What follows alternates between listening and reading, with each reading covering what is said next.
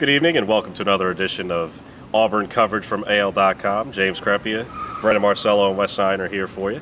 Day 3 of Auburn practice. We didn't get to watch anything today, but we did get to hear from Will Muschamp, heard from Dontavius Russell, we heard from Peyton Barber, Rock Thomas, and Javier Mitchell, so plenty of input there. We spoke with Will. He said plenty of things, addressed a lot of different issues.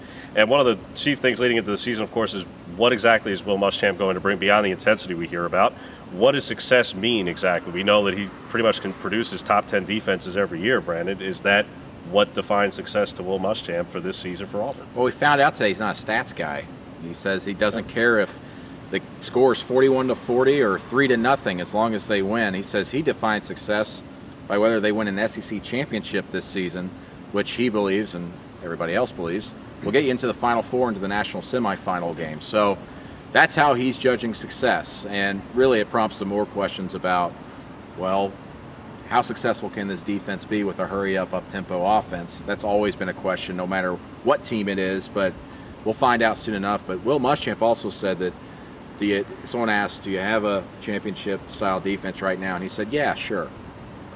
Which was really the extent of the answer. It really was. It was not being facetious. He hasn't shied away from it. He's always said all along since he got here, he feels like he could have a top 10 defense at Auburn this year. And in order to pull that off, he's going to have to play a very young secondary that they are rebuilding. And Wes, we talked to him a little bit about playing freshmen, having to rely on those guys, and just what exactly do Will have to say about that? Well, I mean, he's done it before. He said he's played freshman at Florida. He's been successful with that. He had top 10 defenses at Florida playing young guys. The secondary is obviously a concern, but he mentioned Tim Irvin coming in. He mentioned Jeremiah Denson.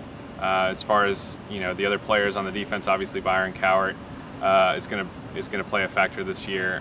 Darrell Williams, some of these other linebackers are definitely going to get opportunities this fall because Auburn really needs them to kind of step up pretty quickly.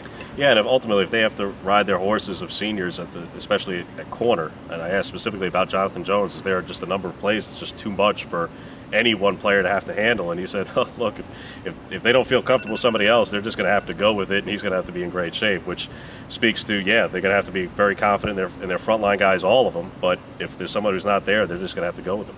But also heard from the running backs, and like I mentioned before, Rock Thomas and Peyton Barber came up tonight. We'll have plenty more tomorrow speaking about the running backs and just the whole shakeout of what that could mean for Auburn, where it's a 4-man race with Kerryon Johnson as well, although it's 3 for the spring. They probably have a little bit of an edge, certainly early on, but Kerryon's going to likely be in the mix, so we'll have plenty of content there and news and notes from them and input from the coaching staff. So check out that on AL.com, and check out tomorrow as we hear again from Rhett Lashley, and we'll get to watch a little bit of tomorrow's practice as well. So signing off again from James Crepea, Brandon Marcello, who was made fun of by Will Muschamp this evening, and Wes Sinor. We're also getting rained on. Yes. Yeah.